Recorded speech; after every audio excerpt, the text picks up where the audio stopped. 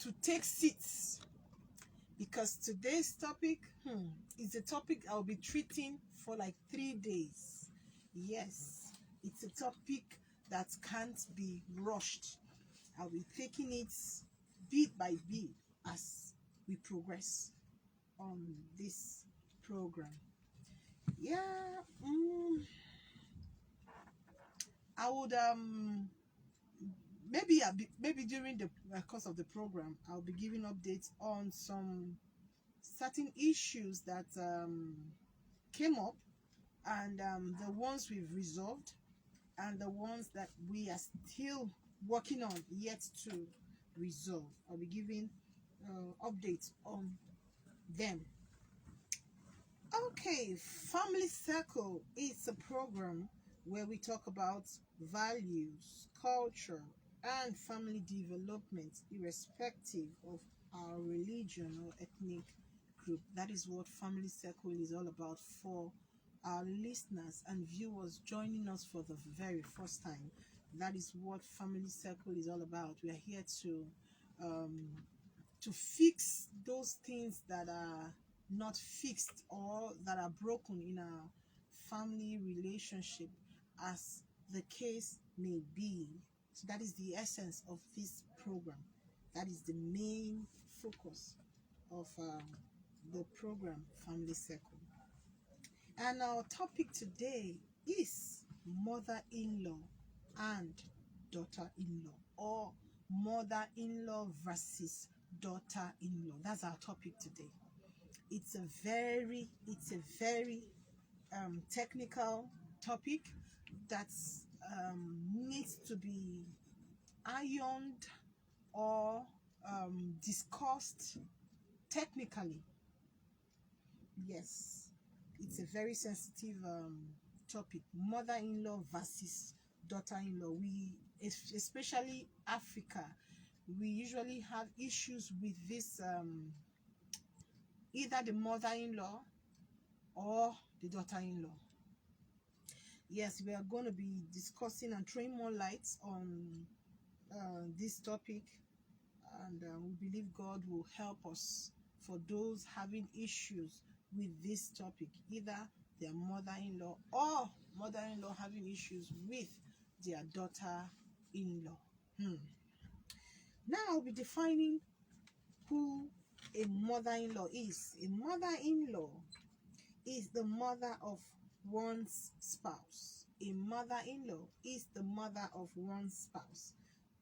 Okay, while a daughter-in-law is the wife of their son or the wife of her son. Yes, and from my research, I got so many things, or let me use the word ways, by which a daughter-in-law is supposed to be living peacefully with her mother-in-law. Of course, we know that for a woman to give birth to a child that is aged to get married or married, of course, that woman is not just a child. She's of age. For her to give birth to your husband or your partner, of course, adding her age to his age, adding her age plus his age, you know that she's not a child. She's aged. And you know that some of her thinking, of course, would have changed, knowing fully well that the time where she lived her own life, the era in which she lived her own life as a youth, is not the same era now. Times have changed. Things have changed. So many things have changed, of course. You don't even need a soothsayer to tell you that. Now, what is the role and responsibility of a daughter-in-law, or of a daughter to the mother-in-law? They are not only restricted to keep her in-laws happy, by pleasing them, but be happy with them as a family. A daughter-in-law is supposed to be happy with her in-laws as a family. A woman is a responsibility bearer. As soon as she gets married, she is held responsible for everything which happens after she enters the house. To be a good daughter-in-law, you should seek your mother-in-law's advice when you face hurdles. You should listen to her distress. You should be able to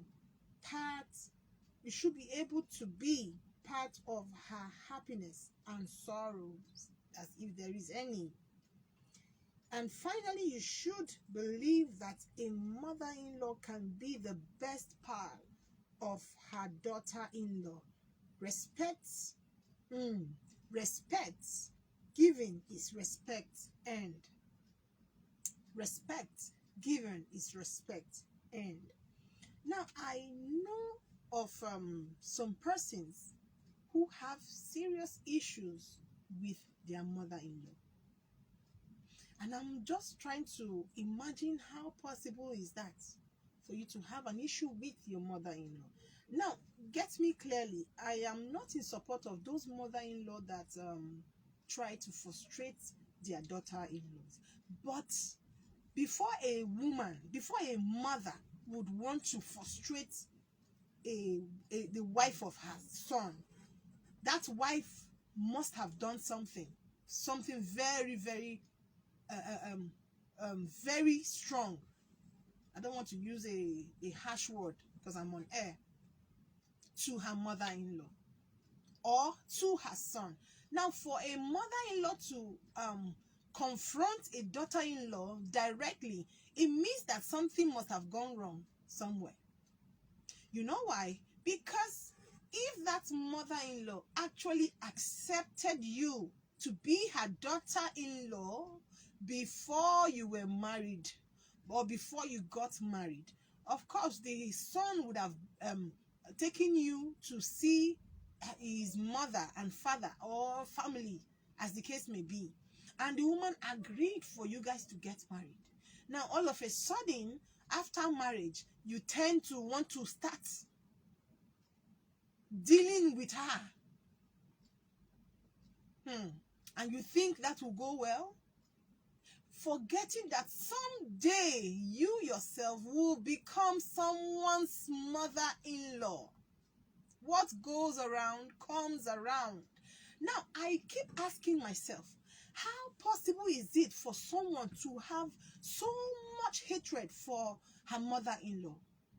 How possible is that? Now, knowing fully well that you have a mother and your mother has a son who will someday become a mother-in-law to someone, she would someday definitely become a mother-in-law. Now, if you hear that a daughter or your brother's wife maltreats your mother, who is her mother-in-law, how would you feel? How would you feel? Now you on your own, you have kids. Someday you are praying and hoping that you grow old to see your son get married and become a mother-in-law to your son's wife.